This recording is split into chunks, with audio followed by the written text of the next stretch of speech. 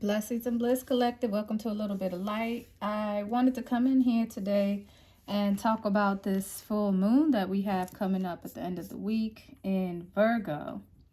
And so I brought out two of the Neteru cards that will help me explain it. So I have Satet, and that is for 5 degrees. I think so. That's honor and rec. Okay. And so Satet talks about something that shoots out, talks about something that pours out, it talks about nourishing waters, and it talks about offerings. Okay, so this is a great time to get some incense. This is Virgo season. Virgo loves boundaries, it loves cleanliness, it loves clarity. Okay, and so you guys can see this light that is here, and it is a light and a direction coming from Sirius, from the star Sirius. So there's a connection between Satet, there's a connection between Virgo and the star Sirius. Okay, and so this energy kind of gives you like kind of a warning, like to let you know that the waters are overflowing. It's a time for waters to overflow. It's also a time for fertility. Okay, and that's the ancients' association with the water and the rising of the water. She's also the consort of Kenemu, and he is a water god as well. Okay, he is the dark side of the moon, and he talks about nourishment, he talks about traveling. So this could talk about the unification of counterparts, whereas the masculine would have to travel and the feminine is preparing for the waters to overflow. Okay, so it's a kind of sensual energy. It's an energy of necessity, and it's an energy of one being clearly directed by the heavens. Okay, so this is a great time to open up yourself to the spiritual essence. It's a great time to open up yourself to also the material aspect of it, as well as though what is above is now below. It's seeking to make sure that what is higher is also delegated down below, and she has her arrow so that she doesn't miss her mark. Okay, and it just also talks about the nourishment. Like, I can't help but see this water rising. Now the traditional card is the 7 of swords. Okay, and so that talks about some kind of maybe deception, or it talks about maybe a danger in travel because the floodgates have now been opened. Okay, and so just weather-wise, you want to take note to the weather that is coming around. A time where you need to pay attention to your surroundings, to the changes of the earth. This is an earth card. And so the earth is now going through a different alchemical phase, and it's time for nourishment, and it's time for, in order to enhance this practicality that you're going to need. You're going to have some kind of practical sense to navigate through these waters. It just talks about like an infallibility of the direction, as though you can't go wrong in this energy if you tap into the spiritual essence of this energy. If you tap into your nature, if you tap into the natural, if you tap into the spiritual, it will not lead you astray. Okay, so make sure you guys have your spotlight on your spiritual aspects right now. It's a great energy to go higher and to take things higher with this Virgo moon. Virgo just has a way of making you be very grounded, be very realistic about certain situations, and not taking things for granted. It's like what is in front of you is what is relevant, is what is going to take the most importance at this time. Okay, so just make sure that you guys are analyzing your life, and not what's a dream, but what is really in front of you, what is truly here for you to see.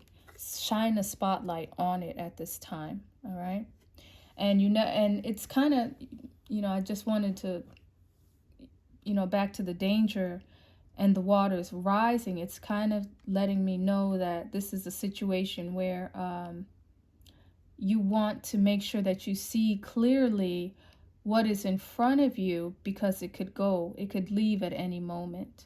This is a time where things can be washed away if you're not careful. If you're not careful, something that maybe was actually of importance to you could be washed away in the flood. Okay, so the water is nourishing, but it's also clearing as well. All right, so that's the duality of this card. Okay, because just think about a flood. The earth needs this renewal of energy, this renewal of water, but at the same time, the topsoil washes away, and there's only a certain amount of time where the giving waters are fertile. At some point in time, when it becomes too much, then it is an overabundance. Okay, so this is about knowing the right time. This is about shooting your arrow at the right time and pouring things out at the right time and being one with nature and being one with the spiritual. Okay, so the next card that I want to talk about is Honor and Rek. And I did go back and take a look at it. And she's called the Queen or the Philosopher's Stone. Okay, and so this card talks about enlightenment. All right, and so this moon is going to be, you know, very similar to the Satet energy. If you use those spiritual energies appropriately, you can reach enlightenment. You can reach the Philosopher's Stone. Okay, and it just talks about understanding and embodying some kind of universal truth.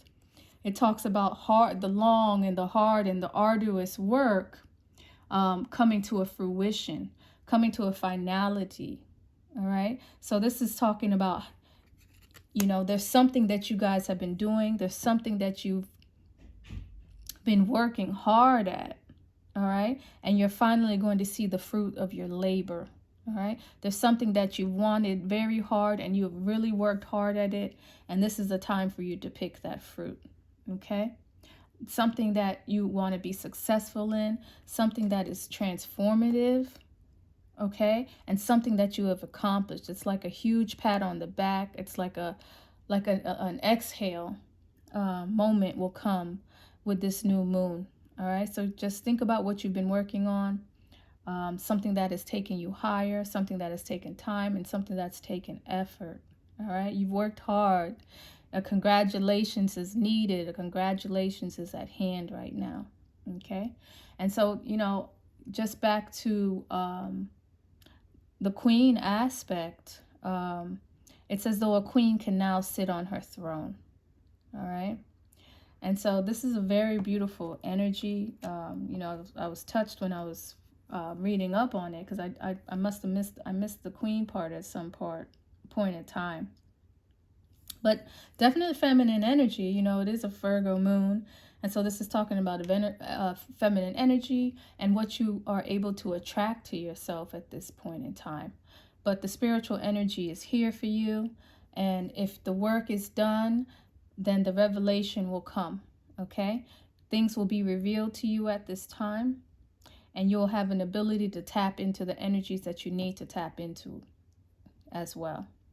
Traditionally, the Eight of Swords kind of talks about your mental state of mind. It talks about kind of limitations of the mind, okay? Just on the other side of it, you could also be limited by your thoughts, but, you know, at that point in time, it's maybe you're at a further way from the spiritual and you're closer to the material, as though you only know what you see and you're not looking behind the veil in this aspect. Okay, maybe a little bit too much judgment. You're too judgmental in this energy, and less forgiving. Okay, but the spiritual, the nourishment is going to ask for forgiveness. It's going to ask for fertility. It's going to ask for rebirth. Okay, so second chances, a time to be one with the universe and the universal truths and the universal laws. Okay, so again, it's a time of transformation. All right. So I wanted to pull a spread about the new moon and see what tarot is saying as well. And this is the Book of Doors, the alchemical divination. And this deck here, what is this one called again? This is the Sun and Moon Tarot. All right, so let's see what they are saying about this new moon in Virgo. And I do tropical. I just want to see what that is. Two of Swords. I do tropical, but just to mention the sidereal, we are looking at, what is this? The Five of Scepters. Oh, sorry, the Seven. No. This would be Leo. Yeah, Leo. So the 4 and 5 of Scepters is what we'll be looking out for. So if you see that 3 of Pentacles, this is fair treatment. This is the works that you are doing. Okay? So just be mindful of your life works for fairness and balancement, considering your life's work. This can talk about a relationship. It could talk about a marriage. It could talk about a partnership that is very beneficial to you. Okay? But there's something that's in the works right now that is a little bit challenging, but it's something that's at the forefront, and so you're being asked to pay attention to it. And this can also talk about fairness in partnerships. So making sure that your partnerships are fair at this time is a challenge, but it's something that you need to pay attention to right now.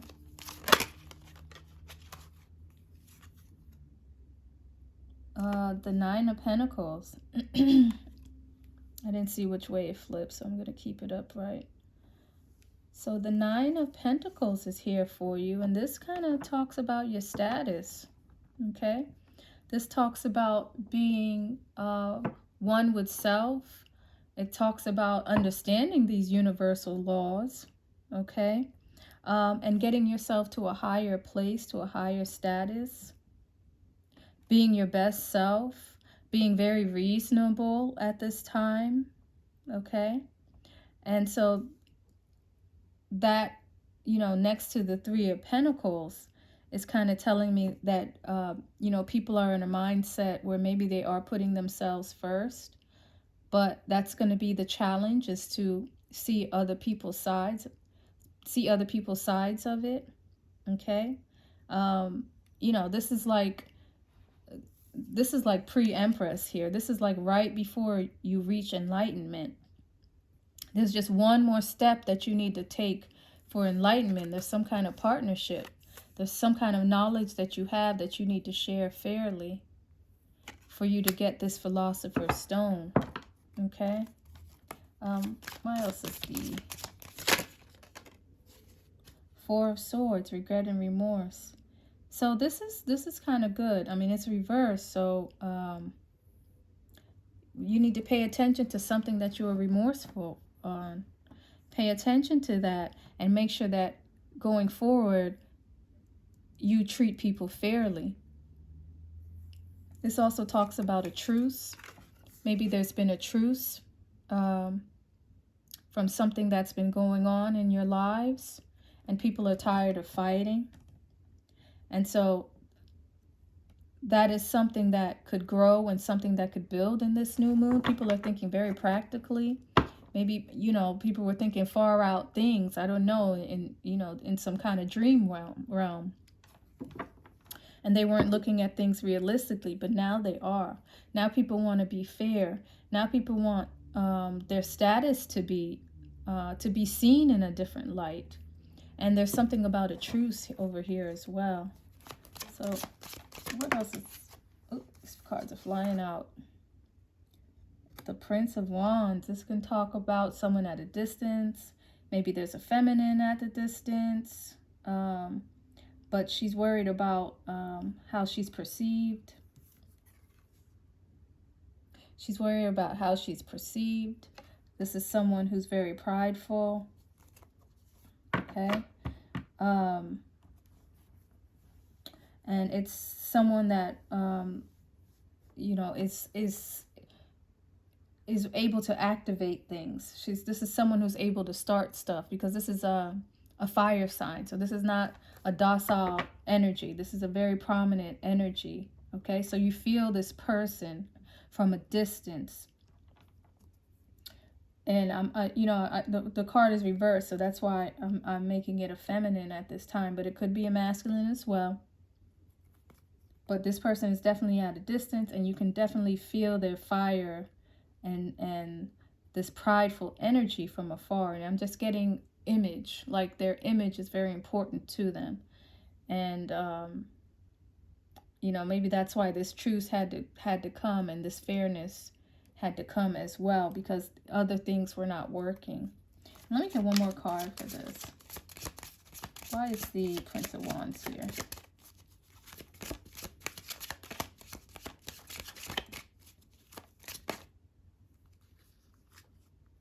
The Eight of Swords came out, so that's kind of confirmation. And the High Priestess has come out. So this is kind of confirmation. So there could be some kind of interference, or maybe there was interference. Or maybe interference will come from someone at a distance. Okay. 1, 2, 3, 4. But yeah, this is like someone attempting to pull the strings. Okay. This is someone who would be fearful. This is someone who wants control and is using tactics to get what they want. Okay, so be mindful of that energy of someone being kind of manipulative, and be mindful of you yourself being manipulated. All right, because who wants strings to be pulled from above when we all have our own destiny to walk? And there's no guarantee that you know what somebody's destiny is, and yet here you are trying to control them. Okay, so make sure you guys are cutting these strings, because Virgo can also talk about the Queen of Swords. I'm kind of surprised she didn't come out here. But definitely some kind of interference could be going on with this new moon. So just be mindful of that. Interference, deceit, it's futile. They're never going to win, but it's still something. There could be secrets. People might not say everything that they want to say or everything that they need to say. So, my advice to that is maybe give people a space, a comforting space where they can speak, where they can say what is on their mind, and maybe be in a mode of listening. Let people do the talking at this new moon, and you listen, and listen for what is truly practical, what really needs to be said at that moment. Because I'm just getting a throat chakra. I'm gonna do the Tarot of the Heart. Let me pull a card here, because I'm getting a throat chakra energy, as though people want to talk. There's something that people want to say in this moon, but it may not be as easy.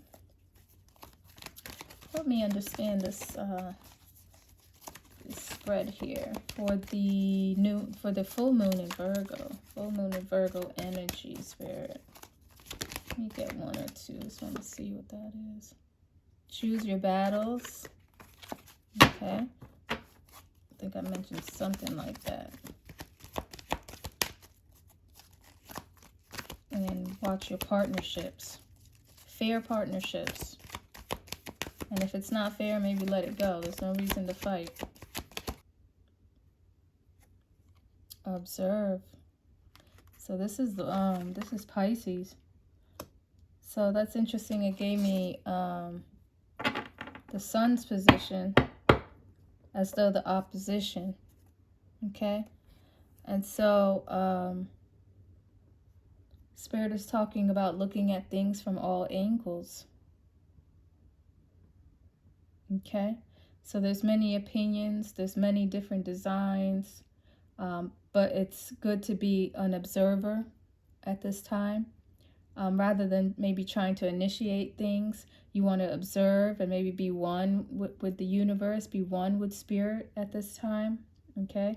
Because I see people, there's a lot of interference, there's a lot of regret. And, this sometimes does talk about the wolf. This talks about lupus, people that think they're smart.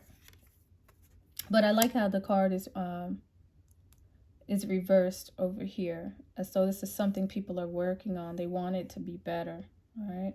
So, you know, just quickly, it's like, just see how people are acting. See how people behave, because the energies are going to make them, are going to put a spotlight on them. You're going to see the truth of the matter of people's energies in this full moon.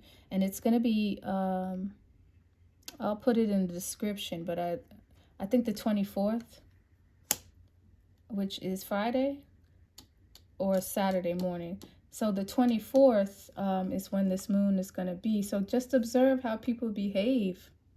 Be silent, be still, and observe how they're behaving. And that's how you'll know what the truth is. That's how you'll understand the universal truth.